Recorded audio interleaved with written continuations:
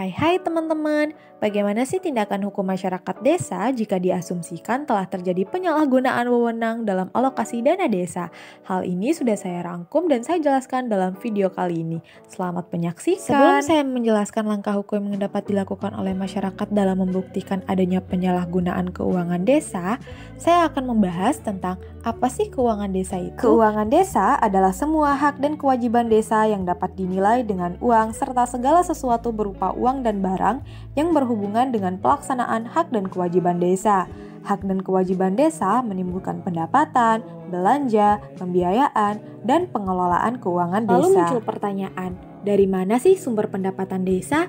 Yang pertama, pendapatan asli desa terdiri atas hasil usaha, hasil aset, swadaya partisipasi, gotong royong, dari alokasi anggaran pendapatan dan belanja negara, dan lain-lain. Yang kedua, dari hasil pajak daerah dan retribusi daerah kabupaten atau kota.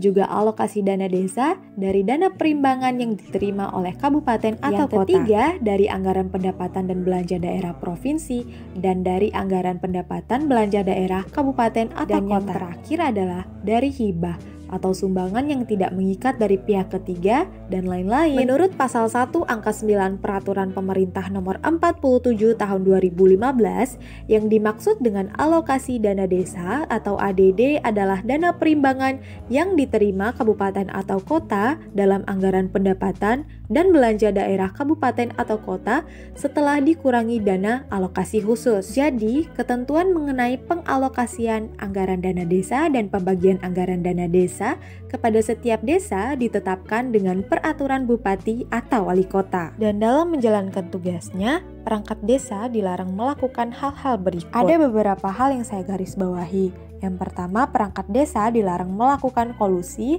korupsi, nepotisme, menerima uang, barang, dan atau jasa dari pihak lain yang dapat mempengaruhi keputusan atau tindakan yang akan dilakukannya.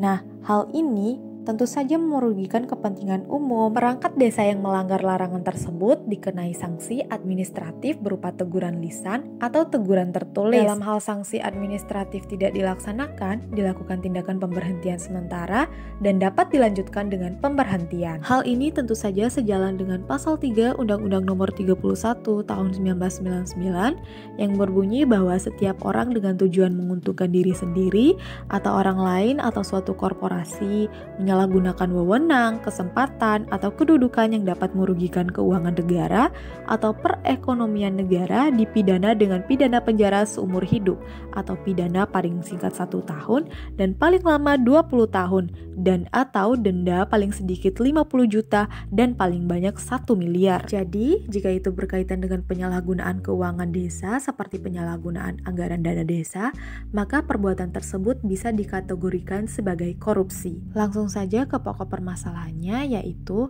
apa upaya hukum yang dapat dilakukan oleh masyarakat atas dugaan kesewenangan alokasi dana desa. Langkah hukum yang dapat ditempuh oleh masyarakat, yang pertama adalah masyarakat dapat membuat pelaporan atau pengaduan kepada Badan Permusyawaratan Desa atau BPD setempat, serta kepada pemerintahan supradesa atau kecamatan mengenai objek kegiatan serta perkiraan nilai kerugian yang disewenangkan. Yang kedua, dalam pelaporan ataupun pengaduan tersebut perlu disertai dengan penjelasan konkret mengenai objek kegiatan yang menjadi dugaan tindak penyelewenangan keuangan desa. Hal ini untuk menghindari persepsi bahwa laporan yang dilakukan didasarkan atas informasi yang tidak utuh atau praduga yang tidak berdasar. Oleh karena itu, disarankan kepada masyarakat desa dalam menjalankan fungsinya baik pengawasan ataupun pembangunan, kiranya perlu mengedepankan upaya-upaya dialogis dengan meminta penjelasan atau konfirmasi mengenai indikasi terjadinya korupsi terhadap pihak yang dicurigai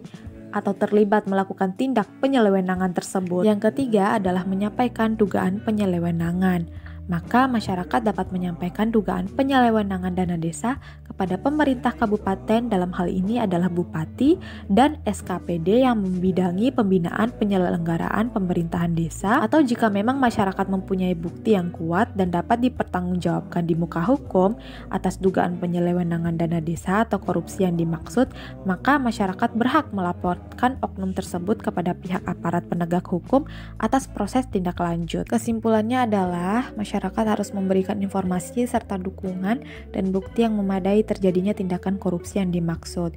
Pemerintah juga menaruh perhatian penuh terhadap praktik-praktik tindakan korupsi maupun pungutan liar karena berdampak pada kerusakan nilai sosial dan kepercayaan publik kepada pemerintah. Capek juga ya guys. Ya udah gitu aja guys. Terima kasih udah, thanks for watching. See you next time. Semoga tidak ada video selanjutnya. Amin.